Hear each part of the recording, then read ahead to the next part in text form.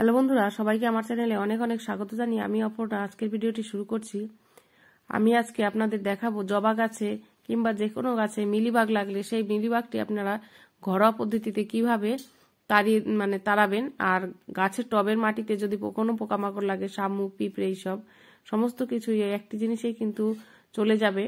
আর যে সমস্ত গাছে চন্দ্রমল্লিকা গাছে জাত পোকা লাগে, অনেক রকম পোকামাকড় কিন্তু লাগে, সেই সমস্ত পোকামাকড় তাড়ানোর জন্য একটাই জিনিস ব্যবহার করব, আর যেটা কিন্তু খুব সহজভাবেই ব্যবহার করে কিন্তু আরেকটি জিনিস, বেশি কিছু ঝামেলা কিন্তু আপনার করতে হবে না, যেটা দিয়ে কিন্তু আপনারা বাগান থেকে মিলিবাগ তাড়িয়ে দিতে পারেন আর গাছটিকে সুস্থ রাখতে পারেন।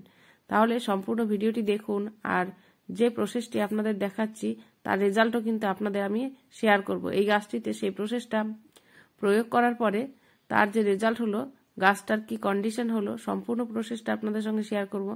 আমার গাছে আমি রেজাল্ট পাওয়ার পরেই আপনাদের সঙ্গে সেটা শেয়ার করছি। আমি যখন গাছে প্রয়োগ করেছি তখন ভিডিও করে রেখেছিলাম, এবং গাছটির আপডেটও দেখলাম ভালো এবং রেজাল্টটিও ভালো, তাই আপনাদের সঙ্গে শেয়ার করলাম যাতে আপনারাও ব্যবহার করে উপকার পেতে পারেন।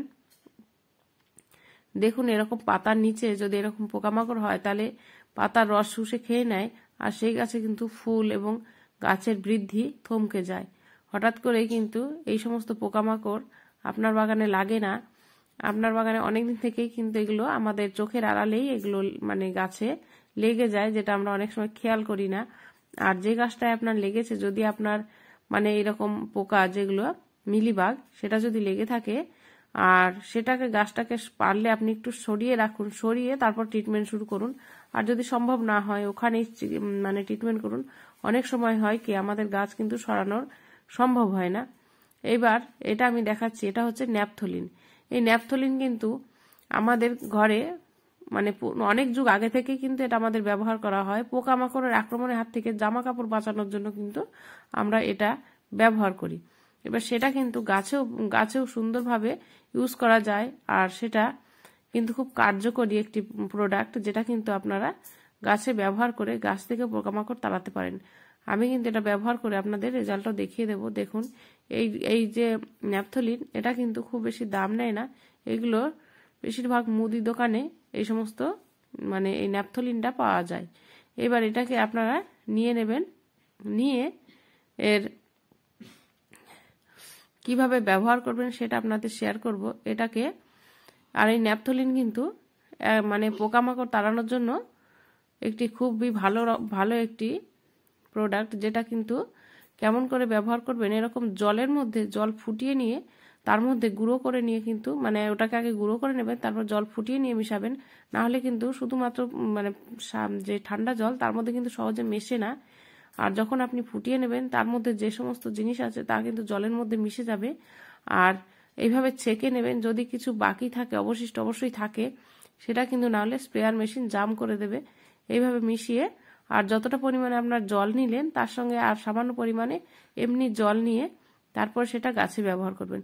এবার আপনার গাছ অনুযায়ী আপনি তার পরিমাপটা নেবেন। যদি আপনার বেশি গাছ হয় তাহলে 2টো ন্যাপথলিন নেবেন, আর যদি একটা হয় অল্প গাছে পোকামাকড় লাগে তাহলে আপনি একটা নিয়ে আপনি গাছে ভালোভাবে স্প্রে করে দিন। আর একটা ন্যাপথলিন গুঁড়ো করে সেইটাকে কিন্তু এইভাবে গাছে আমি অনেকগুলো গাছে স্প্রে করব। তারপরে দেখুন, এইভাবে গাছে কিন্তু স্প্রে করে দিলাম। এবার এটাকে আর এক রকম ভাবে ব্যবহার আপনাদের দেখিয়ে দিচ্ছি। দেখুন, এটাকে এইভাবে গুঁড়ো করে নেবেন। গুঁড়ো করে নিলে এটা কিন্তু জলের সঙ্গে ঠান্ডা জলে কিন্তু সহজে মিশতে চায় না, তাই আমি এটাকে গরম জল করে ফুটিয়ে নিলাম যাতে জলের সঙ্গে ভালোভাবে মিশে যায়। এবার এটা গুঁড়ো করে নিয়ে কিভাবে, দেখুন এইভাবে টবের যেসব আমাদের পোকামাকড় থাকে সেগুলোকে দূর করার জন্য, টবে অনেক রকম পোকামাকড় থাকে, সেই সমস্তগুলো কিন্তু এটাকে সামান্য পরিমাণে টবের কিনারা বরাবর গাছের কাছে কিন্তু দেবেন না।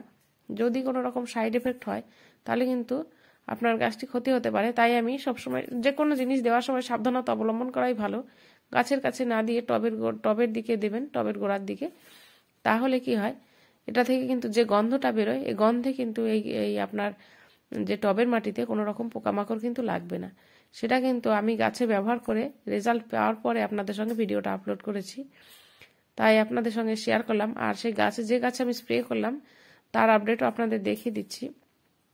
এইভাবে কিন্তু আপনি প্রত্যেকটা গাছে ব্যবহার করতে পারেন। এটা আপনি মাসে একবার করে ব্যবহার করুন, তাহলে কিন্তু আপনার বাগানে আর কোনো রকম পোকামাকড় কিন্তু লাগবে না। এই দেখুন, এটা কিন্তু 4-5 দিন পরে আমি গাছটির আপডেট দিচ্ছি। এবার দেখুন গাছটির পোকামাকড়গুলো ছেড়ে গেছে, আবার নতুন নতুন পাতাও কিন্তু বেরোচ্ছে। এইভাবে কিন্তু আপনি এটা ব্যবহার করে রেজাল্ট পেতে পারেন। ভিডিওটি কেমন লাগলো অবশ্যই কমেন্ট করে জানাবেন। যদি ভালো লাগে তাহলে একটি লাইক করে, চ্যানেলটি ভালো লাগলে সাবস্ক্রাইব করে পাশে থাকবেন।